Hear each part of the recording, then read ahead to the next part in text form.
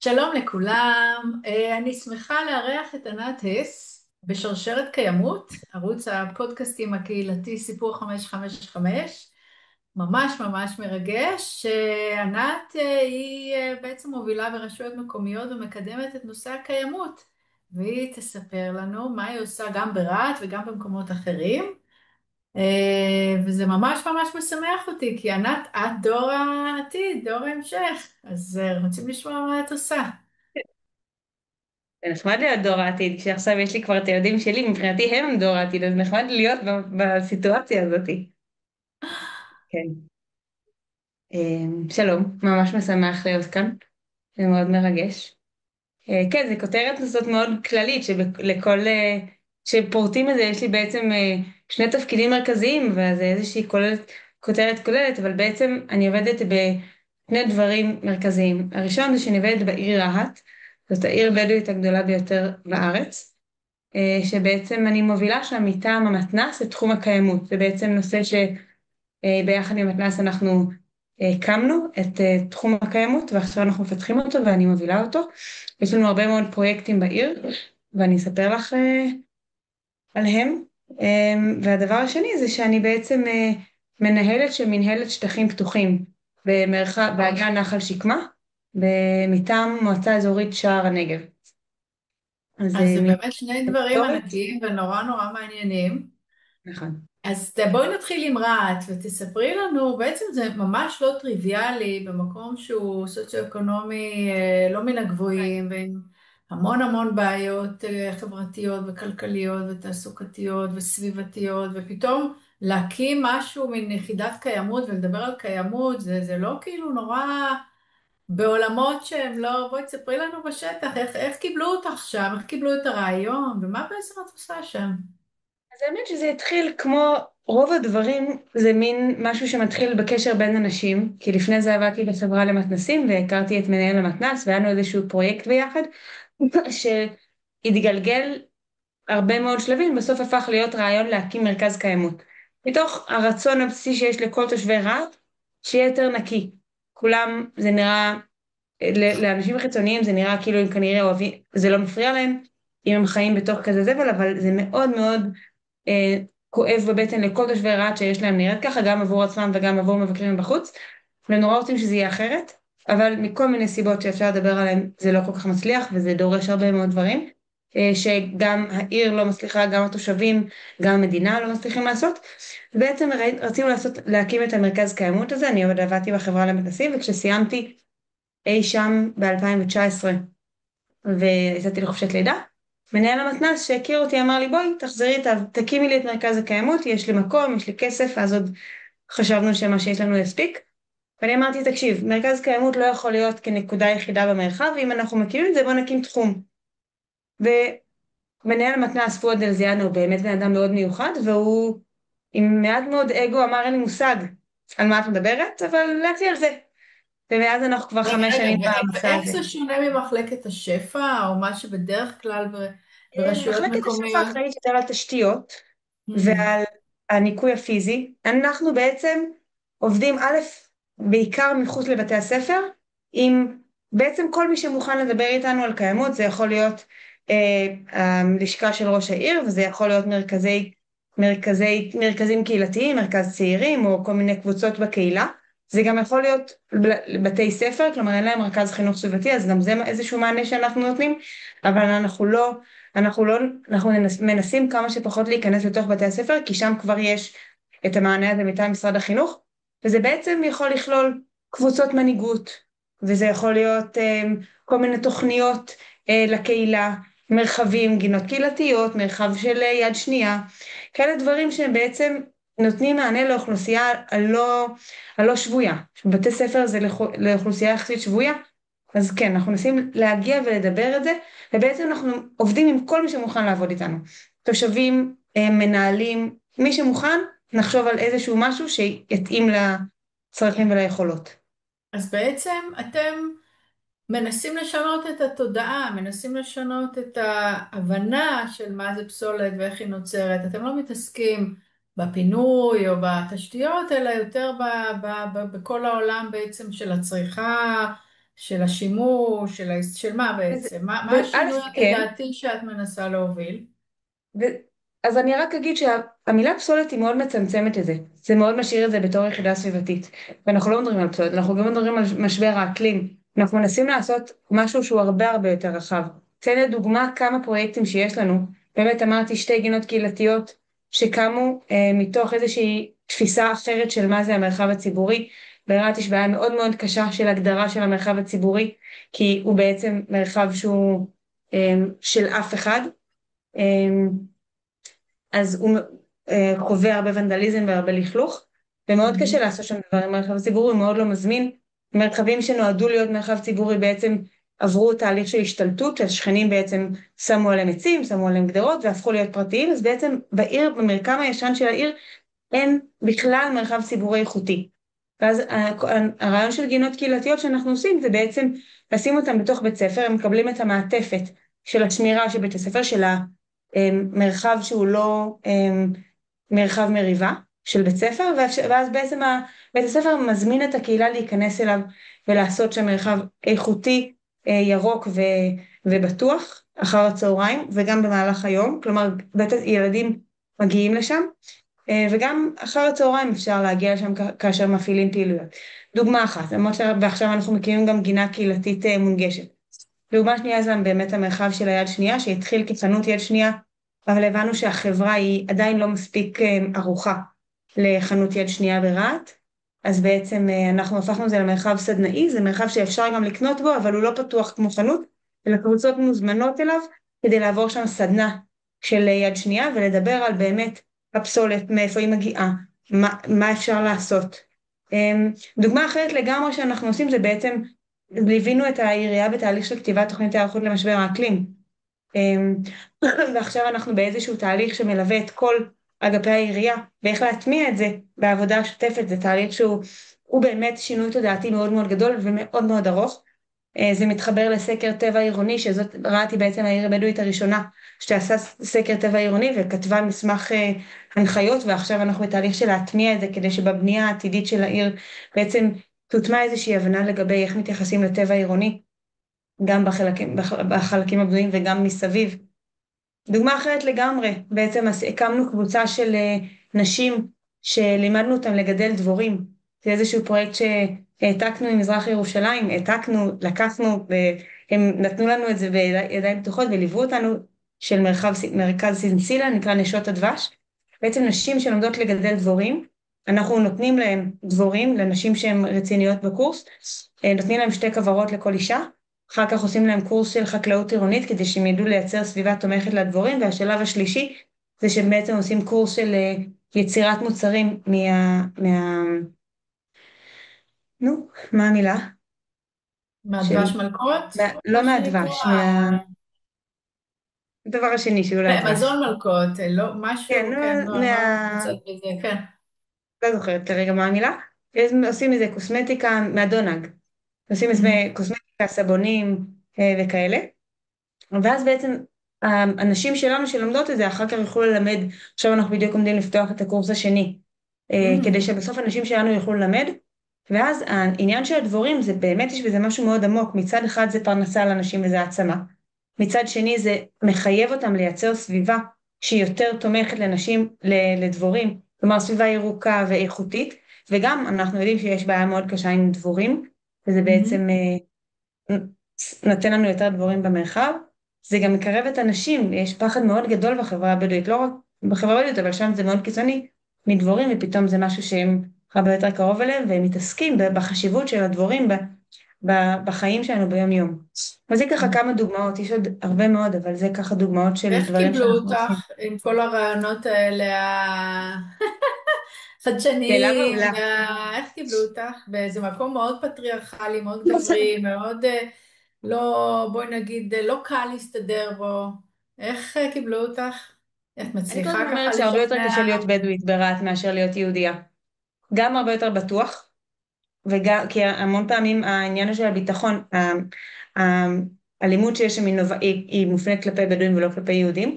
ובית, אני בהמון מובנים חיצונית, ואני גם בהתחלה, אם היה לי איזושהי אספירציה להשתלב ולהפוך להיות חלק, ולא, כולנו אחד.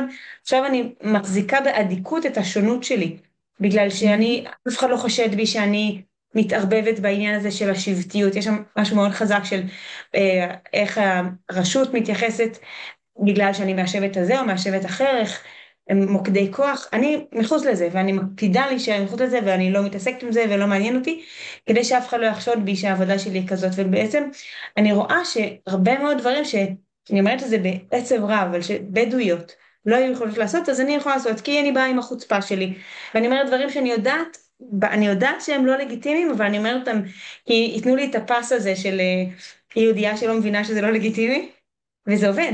המון פעמים זה עובד. ולקח זמן, אני כבר שם 5 שנים. בהתחלה הסתכלו עליי, מה את רוצה? תתני לנו לנקות את העיר שלנו ותעזרי לנו בלנקות את העיר. ועכשיו בדיוק רעת סיימה לכתוב את התוכנית האסטרטגית ה5 שנתית שלה, וקיימות זה אחד מחמשת נושאי הליבה. וואו, מרשים מאוד, יפה. ומה עם תקציבים? את מצליחה להביא תקציבים כן, לאירוע הזה? אנחנו כל הזמן, תקציבים כמו בכל תחום אחר, אנחנו כל הזמן מגייסים. יש תקציבים של תוכניות החומש שהעיר נותנת לחברה הבדואית, והמתנ"ס, בגלל שהמתנ"ס הוא מוסד שכבר עובד, יודע לעבוד עם הרבה מאוד גופים, אז מפעל הפיס נותן לנו. אני כל הזמן עסוקה בלמלא קולות קוראים על תוכניות ספציפיות, וגם אין שום תוכנית שאני עושה לבד, כלומר אין שום דבר שאני מחזיקה. אז יש לי הרבה מאוד שיתופי פעולה בתוך העיר, ואז כל שיתוף פעולה כזה, כל אחד מביא את מה שהוא יכול. אני עובדת המון עם מרכז הצעירים ועם מנהלת נחל גרר, אז כל דבר כזה מגיע עם התקציבים, וכולם צריכים שמישהו יעשה, לכל ארגון יש שהוא לא עובד עם הקהילה, למשל עם מנהלת נחל גרר, יש להם הרבה מאוד עבודה תשתיתית, והם צריכים לתת איזה את הפרק הקהילתי, ואין להם אף אחד שיעשה להם את הפרק הקהילתי, אז כולם שמחים שאני באה לעזור להם עם הפרק הקהילתי שלהם. ותגידי, אחרי המלחמה את מרגישה איזה שינוי, או תוך כדי המלחמה, אחרי המלחמה, תוך כדי המלחמה, בואי נגיד זו שאלה. קודם כל במיקום של הנושא הקיימות ביחס לנושאים אחרים, או בכלל, איך אמרת, הניסיון לאיזה, כאילו, דו-קיום, לא יודעת איך לקרוא לזה אפילו, איך את מרגישה, כאילו, מעניין. תראי, א', אחרי המלחמה, ממש ממש כשהמלחמה התחילה, אני אגיד שגם לי, נושא הקיימות רגע נדחק הצידה והיינו עסוקים בדברים אחרים. לאט לאט זה חוזר, ואין מה לעשות ברעת, שוב, אני מדברת קיימות, הם מדברים פסולת, הם עדיין מדברים פסולת, אני כל הזמן מביאה להם בהפוכה קיימות, ואומרת להם פסולת זה לא רק פסולת, אבל פסולת עדיין מפריעה להם, חיים בתוך זבל, זה בלתי נסבל. אמ, אחרי המלחמה היה איזשהו חלון קטן כזה, שפתאום היה איזשהו, אני ממש הרגשתי את האפשרות לשינוי הדינמיקה, ופתאום יהיה איזשהו חיבור, דו-קיום וכזה. אבל אז היו שני אירועים של מפגעים, אחד שבאו מרהט, אחד בכלל לא במקור מרהט, אלא גר שם זמן קצר, והשני כן מרהט, וזה ממש שבר. כלומר, לפני המלחמה הייתה תקופה שהיה שם כמה אירועי אלימות פנימיים שלהם, ואף אחד לא רצה לשמוע על רהט, זה ממש היה, לא היה אפשר לדבר דברים חיוביים על רהט. ואז הייתה תקופה קטנה שזה השתנה, וגם היה משהו שנקרא, לא זוכרת כלום, זה משהו, היה איזשהו מרכז של דו-קיום ברהט במהלך המלחמה, אסף מזון וכזה, ואז אחרי הפיגועים האלה זה קצת חזר למה שזה היה, וקצת מין כזה, הם בכלל כמו עזה, ולא רוצים, עכשיו אנחנו באיזשהו איזון כזה, כלומר, אני חושבת שחזרנו קצת למה שהיה לפני המלחמה, שיש כאלה שקל להם, יש כאלה שפוחדים, ויש על מה לדבר, וכל אירוע כזה שפתאום יש אירוע אלימות, אז פתאום מחזיר את הפחד של מי שלא מכיר. אני לא אגיד שאין פחד בכלל, אבל באמת אני מרגישה שוב, הרבה יותר מפחיד להיות בדואי ברהט מאשר יהודי. ובאמת שום דבר מהדברים האלה לא מפנה אלינו. לא שזה לא יכול, מתי שכאילו כעסים מתפרצים, אבל אני בתור בחורה יהודייה שגרה צמוד לרהט, לא נעים לי לשמוע יריות בלילה, אבל כשאני מסתובבת שם אני מרגישה ממש בסדר, ממש בטוח. ובמעבר חד, אחד, אנחנו נעבור מנושא הכובע, אני רגע הקיימות, אוריד את כובע רהט ואשים את כובע שקמה. כן, שזה כובע אחר לגמרי, זה ממש כובע אחר מעבר לגמרי. מקיימות, אותו עולם תוכן, אבל עירוני. אחר לגמרי. גם מבחינת, כי אני בן אדם כזה, אני מאוד אוהבת יש לי עיניים גדולות. זה נראה שהן בגודל רגיל, אבל יש לי עיניים גדולות, ובא לי את הכל, בא לי לעשות את הכל. אז כל אחת מהעבודות שלי יכולה להיות משרה מלאה, אבל לא מצליחה לוותר, ואני עושה את מה שאני יכולה בתוך המסגרת הזאת של חצי וחצי. מנהלת שקמה זה בעצם סיפור מיוחד, בגלל מרחב שקמה זה מרחב של שטחים פתוחים, 330,000 דונם, מפורה במזרח לזיקים במערב. זה בעצם כל החלק של נחל שקמה שהוא מערבית לכביש 40, וזה מרחב שהוא פרוס על גבי 6 מועצות אזוריות, כל החלק הזה של אגן נחל שקמה. ואלון שוסטר בזמנו כשהיה ראש המועצה של שער הנגב, בעצם הם קידמו שתהיה תוכנית סטטוטורית למרחב הזה. והתוכנית הסטטוטורית זה אומר שבעצם המעמד של השטחים הפתוחים מעוגן בחוק. ואי אפשר, יותר קשה לפגוע בהם. אפשר, אבל זה יותר קשה. ובעצם ב-2012 נחתם התמ"מ של שקמה, זה התמ"מ היחיד בארץ של שטחים פתוחים, שבמסגרת התמ"מ הזה גם קמה מנהלת סטטוטורית של כל הארגונים שיש להם יד ורגל בשטח, זה רשויות ציבוריות, משרדי ממשלה ורשויות מקומיות, ו30 ומשהו ארגונים, רשות המים ורשות הטבע והגנים ורשות העתיקות, ובעצם הרעיון היה להסתכל על זה בראייה אגנית. היום לדבר על ראייה אגנית זה משהו שהוא goes without saying, אבל ב-2012 זה היה מאוד מיוחד, ולא דיברו על זה ככה, להבין שלא כל אחד מתעסק עם הבועה שלו ורוצים לדבר ביחד. תסבירי מה אז זה ראייה אגנית, ענת. כאילו לדבר על אגן הניקוז בתור יחידה, ולא קק"ל מדברים על היערים ועל יערות, ורט"ג מדברים על השמורות, וחוף אשקלון מדברת על החלק שלה, ושער הנגב על החלק שלה. כלומר, האגן ניקוז הוא משפיע ומושפע אחד מהשני, ואי אפשר להתייחס אליו כיחידה מפוצלת. אז היום כל מי שמדבר על שטחים פתוחים מדבר על ראייה אגנית, משרד החקלאות הטמיע את הנושא הזה, אבל פעם זה היה חדשני. וזה היה מ-2012. 2020 הגיע אופיר ליבשטיין, זיכרונו לברכה, שהיה ראש המועצה אחרי אלון שוסטר, ואמר, יש מנהלת, סבבה, אבל צריך לצאת לתקציב, ובעצם הוא הכניס את זה לאיזשהו מודל שיש תקציב שוטף של המנהלת, ומאז היה אפשר להתחיל לנהל אותה, כי עד אז היה מין וולונטרי כזה, כל אחד שם את מה שהוא יכול ומנסה לתאם. בעצם התחילה מנהלת שקמה ויש לו תקציב, כדי לפתח את השטח ולעבוד. ובעצם המטרה של המנהלת והמטרה של התמ"מ, זה לשמור על איזשהו איזון כזה, בין מצד אחד פיתוח המרחב, זה מרחב כפרי, 22 יישובים רוצים לפתח, מצד שני רוצים לשמור על שטחים פתוחים, אז שמירה על הטבע ותיירות בצורה שהיא מוגבלת והיא אקולוגית, ולצד זה שרוצים לפתח. וזה מכיל הרבה מאוד דברים, אני אגיד שיש לנו ועדה זה שמורה ביוספרית כזאת, מה שנקרא, אז שבעצם אנחנו עכשיו בתהליכים, בתוך מרחב של שמורה ביוספרית, שקורים בה גם תהליכי פיתוח, אבל עדיין הם באיזה הלימה לעקרונות של קיימות ופיתוח בר קיימא, או... אז אני אגיד שעכשיו הרעיון המקורי של שקמה מאוד מאוד דומה לרעיון של מרחב ביוספרי.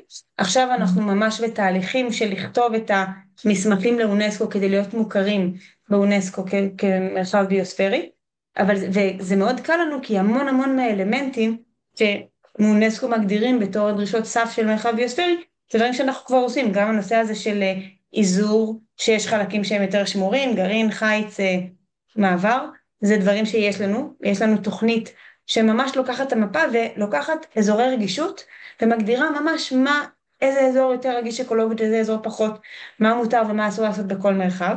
יש לנו מנהלת מתוקף התמ"מ שיושבת ומנהלת ביחד את כל המרחב הזה, ואנחנו מנסים להגיע לכמה שיותר הסכמות, מתוך הבנה שיש הרבה מאוד ניגודי אינטרסים, ועדיין אנחנו רוצים להגיע לטוב המשותף הגדול ביותר. שהוא? מהו המרחב המשותף הגדול ביותר? קידום, מה? שוב, קידום אנחנו רוצים, תיירות, קידום כלכלי, מהו ה-common ground שאפשר לנהל all of סביבו the את כל above, הדבר? all of the above, פיתוח כלכלי צריך במידה מסוימת, פיתוח תיירותי צריך במידה מסוימת, מבינים שהטבע כאן הוא עוגן חשוב, שוב, יש כאלה שרט"ג, הטבע מבחינתם עוגן הכי חשוב, ומשרד החקלאות, הטבע מבחינתם הוא עזר, אז כל אחד עם הפוקוס שלו, אבל כן, יש הבנה שיש כאן כמה רגליים שחייבים לשמור עליהם, וצריך לראות איך אנחנו מגיעים לזה שנגיד רוצים להקים תוכנית של הרחבה של יישוב, והרחבה של יישוב יוצאת על אזור שהוא רגיש, אז יושבים ביחד ודנים איך אפשר לעשות את זה כדי מצד אחד לאפשר ליישוב להתפתח, מצד שני לא לעשות את זה בצורה שתפגע ביער, שתפגע בנחל, לצמצם את הפגיעה ככל הניתן. אני עוסקת בפיתוח נופי, אנחנו עושים שם שבילי אופניים ותשתית אופניים, אנחנו עכשיו מקדמים הקמה של שיקום של בריכת חורף שהייתה כדי שתחזור לתפקד, לעשות שילוט ומבואות כדי שאנשים כאילו נכנסים למרחב שהם יכירו מה זה המקום הזה. זה מקום שהוא מאוד מאוד ייחודי. עכשיו אנחנו הולכים לעשות סקר עצים ייחודיים כדי לראות איך אנחנו משמרים את העצים, את העצים ואת הצמחייה מצד אחד, מצד שני מנגישים אותה לקהילה ועושים עבודה עם התושבים כדי לראות אולי מאמצים את העצים העתיקים, הגדולים, היפים, מספרים את הסיפור שלהם. יש איזשהו ניסיון להפוך את המרחב הזה לחלק מהחיים של התושבים שלהם, שהם יכירו, יהיו מעורבים. אני אגיד שעכשיו אנחנו מתחילים פרויקט מאוד גדול של ניטור אזרחי, שבעצם התושבים יתחילו להיות חלק מתהליך הניטור של איזה ערכי טבע יש לנו. אנחנו מייצרים פלטפורמה ביחד עם מכון דשא ב-iNaturalist, שבעצם התושבים מסתכלים ועוזרים לנו לאסוף את המידע הזה כדי לדעת איזה ערכי טבע יש לנו במרחב, וזה באמת שטח עם ערכי טבע מאוד מאוד מאוד מיוחדים. עשיתם סקר, טוב, זה לא סקר טבע עירוני, כי זה לא טבע סקר עירוני, זה שטחים פתוחים, טבע. אנחנו ממש עכשיו זה... עשינו ב-2003, 2004, ועכשיו אנחנו בדיוק מתחילים את הסקר הממשיך, ביחד עם סקר מסדרונות אקולוגיים, כי אחד הדברים שאנחנו רוצים לייצר זה איזה שהם כלים לדעת לנהל את זה. אז למשל אחת השאלות הגדולות שיש לנו זה איפה יש כל מרחב שקמה הוא מסדרון אקולוגי. אחלה, אבל בתוך מרחב שקמה יש את הערוץ הזה ואת השביל הזה. איפה הצווארי בקבוק של המסדרון האקולוגי הזה, שאנחנו צריכים למשל לייצר שיח עם החקלאים, איפה הם לא ישימו גדר ואז ניתן לעזור להם לעשות פתרון אחר, איפה הם לא אולי יצמצמו את החומרי ההדברה. כלומר, כל מיני דברים כאלה, אני לא יכולה לדבר עם חקלאים שמגדלים אבוקדו שלא ישימו גדרות, כי זה לא יעבוד. אני לא יכולה שאין להם את הביטוח, הם לא יעשו את זה. מצד שני, אם אני אומרת להם שיש נקודה ספציפית, שאנחנו יודעים שהצבעים עוברים שם, והיא נקודה רגישה, אולי אפשר לדבר על הנקודה הזאתי, ושם הם ייתנו לצבעים לעבור. ומה היית אומרת שהאתגר המורכב ביותר באירוע הזה של המרחב הזה, הדיאלוג הזה, מה החוליה החלשה ביותר? איפה את רואה את זה הקושי המרכזי. הבעיה המרכזית או החסם המרכזי? תראי, כשרואים את מי שיסתכל על מפה של מרחב שקמה, יראה שיש מרחב פתוח, ובאמצע, סטטוטורית מחוץ לשטח ומכל בחינה אחרת בתוך השטח, יש את העיר שדרות.